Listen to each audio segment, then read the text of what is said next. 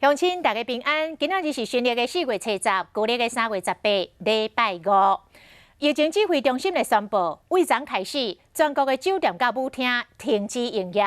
各县市的警方昨深夜嘛拢大规模稽查，其中台中市真有代表性的2大酒店金枝坝甲海派拢关门配合停业。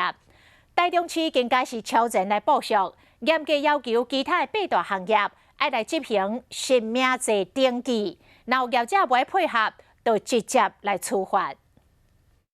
警方出动去酒店稽查，台中市包括金枝坝、海派等出名的酒店大门拢拖落来。台南的酒店嘛是同款，拢是暗暝懵，业者赶紧铁门拖落来，打广告讲无要营业啊。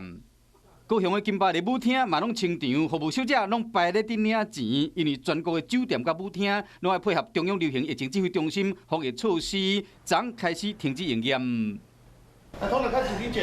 台中市是超前部署，严格规定其他8大行业，包括酒吧、三温暖业、夜店、特种咖啡、茶室、舞场、电动间啊、甲 KTV， 拢要严格执行实名制登记。民治党他们在签名。到连锁 KTV 唱歌，爱先伫柜台留姓名、电话甲身份证字号，才会使入去房间。另外一间 KTV 员工摕出来的纸本内面拢是每一间房间内面每一个人客资料。